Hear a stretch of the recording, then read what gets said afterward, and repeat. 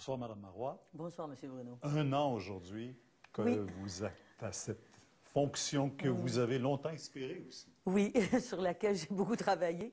Et je suis très fière, je vais vous dire, aujourd'hui, en regardant le chemin parcouru depuis la dernière année. Mais en même temps aussi, vous aviez fait beaucoup d'engagements, vous aviez pris beaucoup Oui. d'engagements. Ça n'a pas été toujours comme vous l'avez souhaité. Ça n'a pas été toujours comme on l'avait souhaité, mais j'ai regardé dernièrement le cahier de nos engagements. Et je peux cocher, oui, presque partout.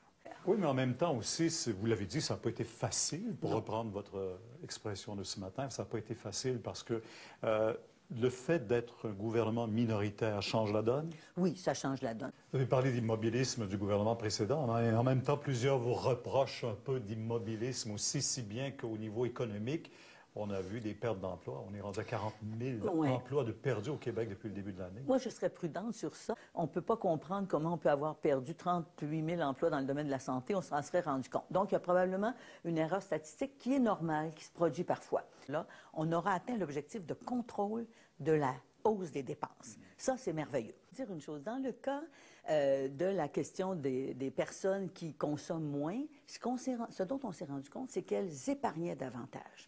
C'est pas nécessairement mauvais pour une économie. Ça veut dire que les gens épargnent pour soit éventuellement faire des investissements.